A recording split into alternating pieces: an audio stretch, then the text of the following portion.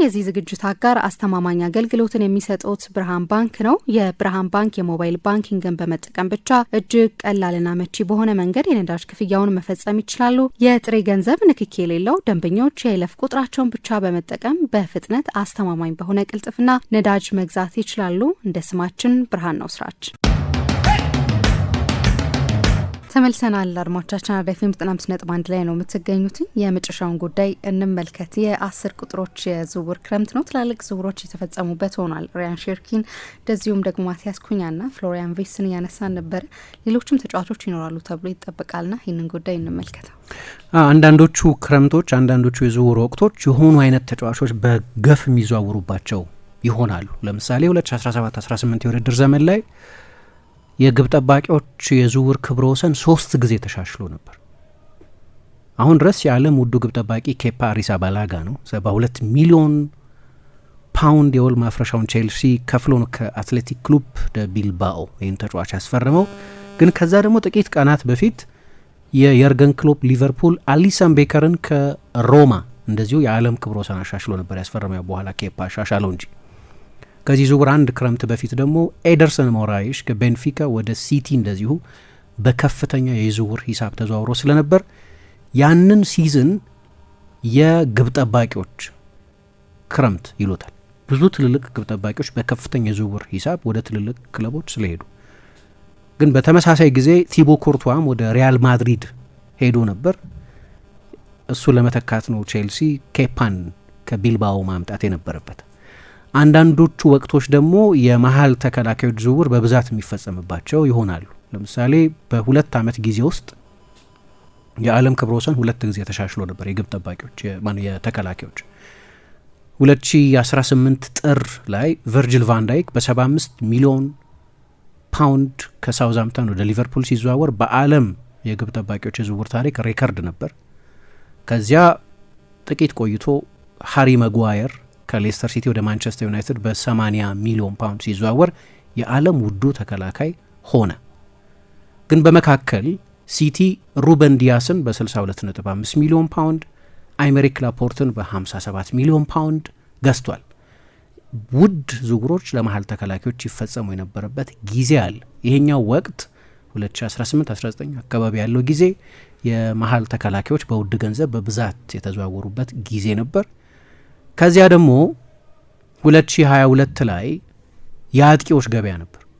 በአንድ የዝውውር ጊዜ ኤርሊንግ ሃላንድ፣ ዳርዊን ኑኔዝ፣ አሌክሳንደር ኢሳቅ ወደ ፕሪምየር ሊግ የመጡበት፣ ሪቻርልሰን በ50 ሚሊዮን ፓውንድ ከኤቨርተን ወደ ቶተናም የሄደበት ወቅት ነበር እና አንዳንዶቹ ወቅቶች ምክንያታቸው ምን እንደሆነ በትክክል ለመግለጽ ቢያስቸግርም ነገር ግን እንዲህ አይነት የአንድ ስፍራ የአንድ ዲፓርትመንት ተጫዋቾች ዝውውር በስፋት ይፈጸማል። አንድ የታይምስ ጸሐፊ ጆናታን ኖርፍክሮፍት የሚባል አሁን የ10 ቁጥር ተጫዋቾች እንደዚህ መዘዋወር ምናልባት የፓራዳይም ሺፍት እየመጣ እንደሆነ ይነግረን ይሆን ወይ የሚል አስተያየት ሰጥቷል። ምክንያቱም ራሱ ፔፕ ጓርዲዮላ ከዚህ በፊት እንደተናገረው ባለፈው ጥር የዚህ ዘመን እግር ኳስ የብራይተን እግር ኳስ፣ የሊቨርፑል እግር ኳስ፣ የቦርንመዝ እግር ኳስ፣ የኒውካስል እግር ኳስ እንጂ ፖዚሽናል ፕሌይ አይደለም ማለት።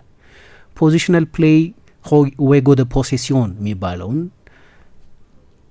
ኮንሰፕት በትክክል አያብራሩም የሚሉ ሰዎች አሉ። ግን እንደሚታወቀው ጓርዲዮላ ሜዳ ውስጥ የተለያዩ ዞኖች አሉት እና አንድ ተጫዋች አት ታይም ከሆኑ ዞኖች በላይ መግባት አይችልም። ስለዚህ ስትሪክት ፖዚሽናል አጫወት የሚወድ አሰልጣኝ ነው።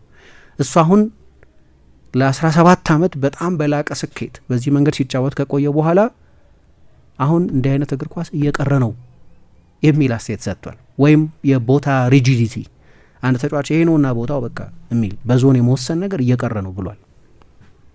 አሁን ይህንን የሚያሳዩ አንዳንድ ቡድኖች አሉ። በተለይ ፔዤ ብዙ ጊዜ እናነሳዋለን። የፓሪስ ሳን ጀርማን ጨዋታ በጣም ሞደርን እና ምንም ስትራክቸራል ኮንሰፕት የለውም ማለት ባይቻልም ግን ከፍተኛ ሙቭመንት ያለበት ነው። 3 ተጫዋቾች ከፊት ያሉት፣ 3 አማካዮች መሀል ላይ ያሉት፣ 2 ፉል ባኮች ከሁለቱ የመሀል ተከላካዮችና ከግብ ጠባቂው በስተቀር አብዛኛው ቦታ ብዙ የፖዚሽን ሮቴሽን ያለበት ነው እና ደግሞ በጣም ቀጥተኛ ነው።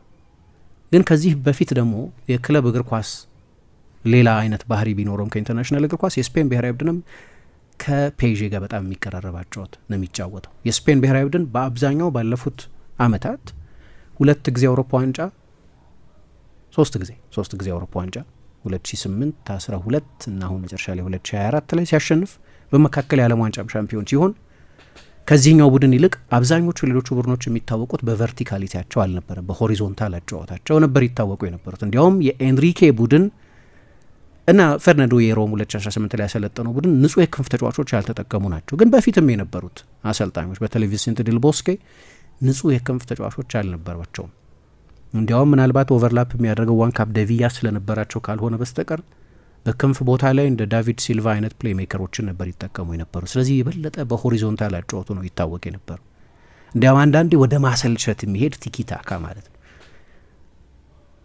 ምንም ወደፊት ፕሮግረስ የማያደርግ አይነት ቡድን ነበር። ከዳቪድ ቪያና ቶሬዝ ከስፔን ብሔራዊ ቡድን ቀስ በቀስ ሚናቸው እየቀነሰ መምጣት በኋላ ሴስክ ፋብሪጋዝ ሳይቀር ሀሰተኛ 9 ቁጥር ሆኖ ተጫውቷል። ፋብሪጋዝን ይዘሽ ብዙ ቨርቲካሊቲ አይኖርም። በተለይ ከፊት ከሆነ በጣም ቨርቲካል አማካይ ነው፣ ግን ከፊት የመጨረሻ ፓስ የሚያጠቃ አይነት ተጫዋች አልነበርም።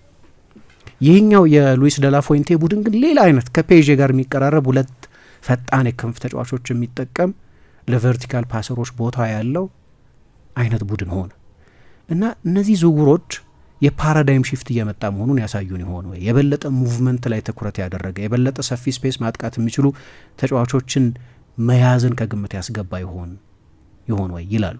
የቀድሞ የጆዜ ሞሪኞ ምክትል የነበሩት ሩይ ፋሪያ ለዩኤፋ ለአውሮፓ እግር ኳስ ማህበር ድረገጽ የውድድር ዘመን ሪቪው ሰርተው ነበር፣ ክለሳ ነገር እና የፔዤን ቡድን ሲገልጹና ከፊት ያሉትን 3 ተጫዋቾች በተመለከተ ሲያብራሩ ሃምብል ኦፍ ዘ ቦል አሮገንት ኦን ዘ ቦል ብለው ነው የገለጿቸው። ከኳስ ውጪ በትህትና ሲከላከሉ የሚውሉ ከኳስ ጋር ደግሞ አሮጋንቶች ናቸው ብለው ይገልጻሉ። እና የፔዤ አጫወት ምናልባት ቡድኖች መቼስ የሆነ ስኬታማ ቡድንን የመከተል ልማድ አለ እንደሚታወቀው።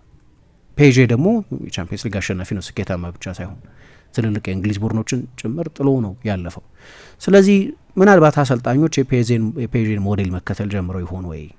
ምናልባት የዚህን የዝውውር ገበያ 10 ቁጥር ተጫዋቾች ላይ ማተኮር የሚገልጸው እሱ ይሆን ወይ ብለው ይጠቅሳሉ። አሁን ቅድም እንዳነሳሹ ያው የ10 ቁጥሮች ገበያ ብቻ አይደለም። ለምሳሌ አርሰናል ምናልባት 10 ቁጥር ላይ ገዛ ይችላል፣ ለአጥቂዎችን ነው በአብዛኛው እና የግራ ክንፍ ተጫዋች ተጨማሪ አማካይ እንደዚህ ነው የምንሰማው። የሼሽኮ የቪክቶር ዮኬሬሽ የኦሌ ዋትኪንስ የሚሆንላቸው አይመስልም እንጂ አሌክሳንደር ኢሳቅ የአጥቂዎችን ስም ነው በአብዛኛው የምንሰማው። አሁን ቅድም ስለ ዝውውሮች ስናገር አንዳንዶቹ ክረምቶች የ6 ቁጥር ክረምት የነበረበት የዛሬ 2 ዓመት ለምሳሌ ዴክላን ራይስ ወደ አርሰናል ሲመጣ በ6 ቁጥርነት ነበር የመጣው የብሪቲሽ የዝውውር ሬከርድን ሲያሻሽል። በዚያው ተመሳሳይ ክረምት ሞይሰስ ካይሴዶ ወደ ቼልሲ ሄዷል። ሮሚዮ ላቬያ ወደ ቼልሲ ሄዷል። በተመሳሳይ ጊዜ ሊቨርፑል ራያን ራፈንበርግን አምጥቷል። ዋታሮ ኤንዶንም ገዝቷል። 6 ቁጥር ተጫዋቾች በብዛት ይመጡ ነበር። በዛ ተመሳሳይ ወቅት ሳይሆን አይቀርም ካልቨን ፊሊፕስም ወደ ሲቲ ሄዶ ብዙ ባይሳካለትም አሁን 10 ቁጥር የምንለው ቅድም ከጠቀስሻቸው ተጫዋቾች ባሻገር ለምሳሌ ልክ ነው ራያን ሼርኪ ደንበኛ 10 ቁጥር ክላሲክ 10 ቁጥር ነው። ወደ ክንፍ ወጣ ብሎ መጫወት የሚችልም ቢሆን ማቲያስ ኩኛ 10 ቁጥር ነው። እሱም 2-3 ቦታዎች ላይ መጫወት የሚችል ቢሆን ፍሎሪያን ቪትስ ክላሲክ 10 ቁጥር ነው። እሱም 2-3 ቦታዎች ላይ መጫወት የሚችል ቢሆን 2-3 ቦታዎች ላይ መጫወት የሚችሉ ቢሆኑ ምለው ዩኒቨርሳሊቲ ስላላቸው ነው። አሁን የፔዤ አጫወት ኃይለኛ ሙቭመንት አለው።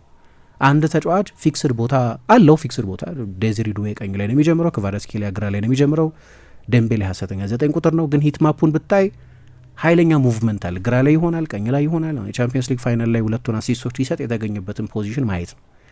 ግን ለምሳሌ ማንቸስተር ዩናይትድ ብሪያን ምቤሞን ከተጠቀመ 10 ቁጥር አይደለም፣ የቀኝ ክንፍ ተጫዋች ነው። ግን እንደሚታወቀው የአሰልጣኝ ሩበን አሞሪም ማጫወት ከዋናው አጥቂ ጀርባ 2 10 ቁጥሮችን የሚጠቀም ነው። ከነዚህ 2 የ10 ቁጥር ቦታዎች ላይ አንዱን ዞን ይዞ ነው ሊጫወት የሚችለው። ስለዚህ እዚህ ቦታ ላይ ሌላ 10 ቁጥር ማንቸስተር ክላሲክ 10 ቁጥር እንዳልሆነ የፕሌይ ሜኪንግ ችሎታው ለምሳሌ እንደ ማቲያስ ኩኛ ባይሆንም ይሄኛው የበለጠ የክንፍ ተጫዋች ባህሪ ያለውም ቢሆን ግን እዚህ ቦታ ላይ መጫወት ይችላል እና ምናልባት የጠቅላላው ጥሩ አስቴት ይመስለኛል የጆናታን ኖርስክሮፍት አስቴት የፓራዳይም ሺፍትን ሊያሳይ ይችላል። ያው አንዳንዴ ለምሳሌ አጥቂ በተመሳሳይ ጊዜ አጥቂ ማይፈልግ ክለብ የለም አሁንም ቢሆን። ለዚህ ነው በቃ የ2-3 ተጫዋች አጥቂ ስም ብቻ የምትሰሚ። ሁሉም ቦታ ሼሽኮ፣ ሁሉም ቦታ ዮኬሬሽ፣ ሁሉም ቦታ የሆነ ተጫዋች ነው የሚጠቀሰው። ምክንያቱም የዲማንድ ኤንድ ሰፕላይ ጉዳይ ነው። ብዙ አጥቂ የለም፣ ብዙ ፈላጊ አለ። አጥቂ የሚፈልግ ብዙ ፈላጊ ክለብ አለ። ግን ምናልባት የስፔን ያለፈው የአውሮፓ ዋንጫ ስኬት፣ የዚህኛው ሲዝን የፔዤ ስኬትና እነዚህ ቡድኖች የተጫወቱት እግር ኳስ የበለጠ 3-4 ዞኖች ይዘው መጫወት የሚችሉ ክሬቲቭ፣ ሰፊ ስፔስ ማጥቃት የሚችሉ ከኳስ ውጭም ግን ትጉህ የሆኑ ተጫዋቾችን ማስፈረምን ፋሽነብል አድርጎት ሊሆን ይችላል። ምክንያቱ እሱ ሊሆን ይችላል ይላሉ። አሁን ራሱ ባየር ሚኒክን ካየሽ ኦልሞስት እንደ 10 ቁጥር የሚጫወት ተጫዋች አላቸው። ክላሲክ 10 ቁጥር አላቸው። ጀማል ሙሲያላ ብዙ ጨዋታዎች ላይ ሴንትራል ቦታዎች ላይ ተጫውቷል። ማይክል ኦሊሴ እዚህ ላይ ነው እንደገና ፍሎሪያን ቪርትስን ማስፈረም ፈልገው የነበሩት በአንድ ጊዜ 3-10 ልክ እንደ ብራዚል ባዩ ብራዚል 1970 ክሎዶልዳኦ፣ ሬቬሊኖ፣ ፔሌ አይነት ብዙ ተጫዋቾችን ጃይር ዚኖ ሁሉም 10 ቁጥሮች ናቸው በየክለቦቻቸው እና ግን በእነዚህ ተጫዋቾች መካከል ሁሉም 10 ቁጥር ሆኖ አልተጫወተም። አንዱ ክንፍ ላይ፣ አንዱ ከአጥቂው ጀርባ፣ አንዱ ምን ሆኖ ነው የተጫወቱት። ግን ያ የብራዚል ቡድን በእግር ኳስ ታሪክ የምንጊዜ ምርጡ ቡድን ተብሎ ብዙ ሌሎች ቡድኖች ኮፒ ያደረጉት ሆኗል። ምናልባት ይሄ እንደው እግር ኳስ እየሄደ ያለበትን አቅጣጫ የሚጠቁም ሊሆን ይችላል የሚል አስተያየት ይሰጣል። ለማንኛውም የመጨረሻው ላይሆን ይችላል። ለምሳሌ ማርሙሽም 10 ቁጥር ሆኖ መጫወት ይችላል ሲቲ ውስጥ ያለው ተጫዋች። ሌሎችም ተጫዋቾች አሉ። ኤስቴቫኦ አዲስ ፈራሚ አይደለም፣ ቀደም ብሎ የተገዛ ተጫዋች 10 ቁጥር ሆኖ መጫወት ይችላል። በየክለቡ አዳዲስ የምናያቸው 10 ቁጥር ተጫዋቾች ሊኖሩ ይችላሉ። ስለዚህ የኛው ክረምት ሌሎች ዝውውሮችም ይፈጸሙበት ነው፣ ግን የ10 ቁጥሮች ክረምት መልክ ይዟል ካሁን።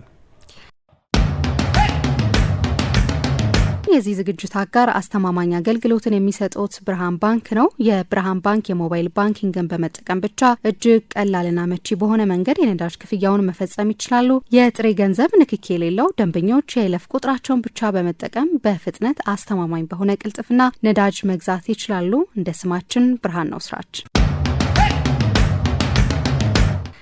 አድማጮቻችን የነበረን ቆይታ ይህንን ይመስል ነበር። ሌሎች ፕሮግራሞች ከአራዳ ኤፍ ኤም ወደ እናንተ ይደርሳሉ። መልካም ጊዜ ይሁንላችሁ።